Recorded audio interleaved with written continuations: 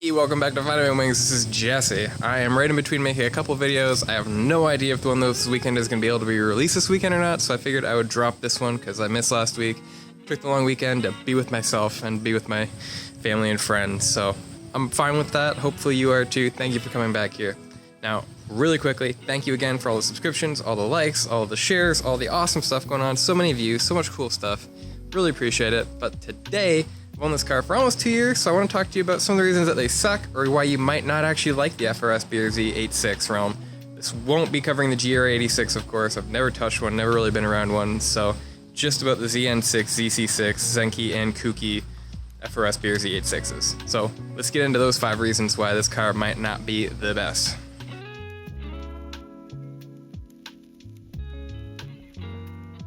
Alright, number 1, definitely power.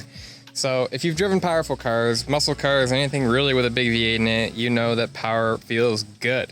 Now there's 2 types of power. We have horsepower and we have torque. Now this car is okay on horsepower at the end of the day. 200 horsepower. In some cars it's more than enough. In some cars it's not quite enough if you're heavy. If you're over that 3,000 pound mark, 200 horsepower is not going to be great for you. But torque is really what most people feel. That's why electric cars have been so amazing and early adopted. This car does not have much. This is like 150 foot-pounds of torque from the factory, which is not a lot. So most people do end up having to tune them, headers, exhaust, things like that. The trade-off, of course, is that these are amazingly cheap, amazingly efficient to own. It's amazing on fuel, cheap parts and everything. And Toyota clearly built this car to be modified. So they knew they left space here for a turbocharger at the end of the day. Like, they knew you're going to be adding power, whether it's supercharger, turbocharger, building a motor, ITBs, whatever it is. You almost have to add power to these cars to make them feel powerful. If you're a really good driver, it might not be an issue, but 200 horsepower, 150 foot-pounds of torque on a good day at the crank, not at the wheels, not a lot in this realm. All right, so the next one is that it's actually hard to get one of these cars in okay condition.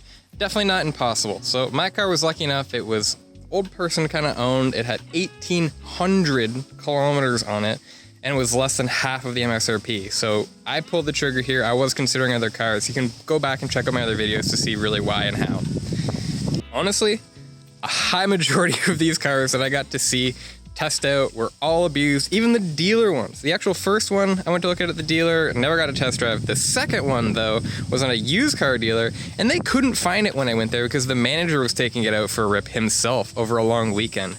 And so the car was technically for sale, yet the manager owned it. And that's the kind of realm that these cars exist in. They're cheap, but they're fun, and so everybody abuses them at the end of the day. Not everybody, of course, but anything you see with rims and brakes or missing parts or anything that's really been modified, if you don't have a good history of whether this car has its repairs or not done, they're a big risk to buy. There's a ton of other cars in that space, and really at the end of the day, almost every single car is in that realm. But these cars do get particularly abused because of their cost to front-wheel drive formula, if that's a thing. Now the third piece here is that I'm a guy that likes a special, I like a rare car, and so why the heck did I buy this thing? If you're watching this, most likely you've seen at least a dozen or more that look exactly like this. These rims, this height, maybe even this color. A lot of these cars around, even in my little town here that doesn't have many people, there's like 4 or 5 of these running around. And if you count in some of the bigger cities, hundreds and hundreds, to the point that there's actually KW Toyobaru meets all together.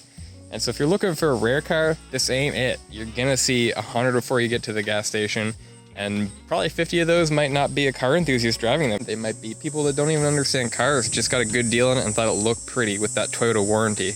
At the end of the day, it's not the worst thing in the world, but these don't stand out until you do stuff to them. Number 4 here is a bit of toxic culture, and you'll get these with a lot of cars. At the end of the day, potentially any car, but with the 86 community, it's tough. People that don't have an 86 don't generally appreciate them unless they're just planning to get one and haven't been able to afford it yet because of what I've mentioned, 200 horsepower, it is a cheaper car and it's very common. And so there's a lot of hate on the internet for 86s. Almost anytime you'll see a post from like Subaru, even just posting an ad for a BRZ, you will see people go in and say 200 horsepower for 30 whatever thousand dollars. That's crap. I'm not buying one of those. These are janky cars. People talking about how slow they are. At the end of the day, these things are quick around a track, and when you do meet 86 people, they're awesome people. They usually appreciate these cars and what they're good for, but at the end of the day, a lot of people don't appreciate them, and a lot of the 86 community is very decided on what they want to do with their car, and anybody else that doesn't do the same thing is weird and they don't like them. So if you go and there's a bunch of stance boys in your area, unless you're stance, they might not really care too much about your build unless you show some good lap times or something like that. But be aware, people might not appreciate your car. For a lot of unwashed masses, they think it is a very pretty car, and so they might not exactly know much about the car, but they will think it's pretty.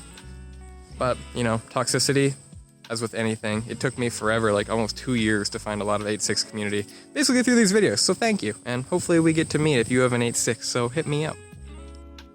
Now my fifth point on this car is that this is now an old car. This is no longer in production. And so you've by now, or if you haven't, check out my video on the GR86, which I'll drop here.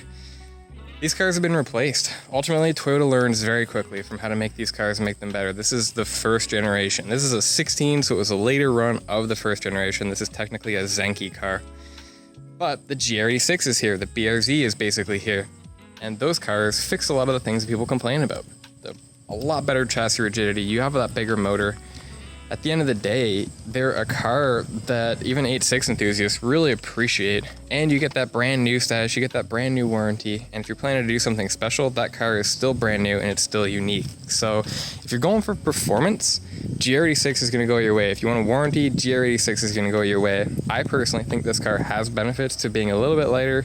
It's kind of like an AP1 S2000, where the GR86 is like an AP2 S2000. So better power, better refinement, but at the end of the day, it's not as torquey, it's not as playful. And so that's really up to you. Like, you have to make that decision, compare them side by side. There's most likely going to be dealers that have GR86s and GT86s side by side on the lot. So do your math, see if it's worth it. And if you're going to get one of these, consider used. Consider looking at them from somebody that actually has cared about it and not a young person that's just been torturing this car, because this motor does not like torture. While I was filming here, I thought of a 6 point, and that 6 point is that these cars are a bit finicky. Now, if you actually look under the hood here, you can see it's a really easy car to work on. But at the end of the day, this FA20 was a bit of a new project as far as having D4S from Toyota and everything on it. And so they were finicky. They had recalls early for valve issues. Same as my Vauxhall Forenza.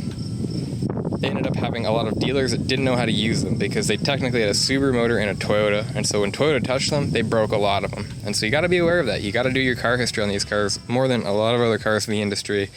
These ones, warranty repairs, things like that, do make a big difference, and they're a little bit finicky. Like, if you look around, you'll see that these cars have a bit of a cricket of death, and my car did not escape that. My car does have crickets. Now, it's pretty easy to fix if you run a really good fuel with good additives like Shell V Power 91 octane, plus an upper cylinder head cleaner, maybe with a little bit of a cleaner octane boost added into there. The crickets go away almost completely, and that just speaks to some of our fuels in North America almost.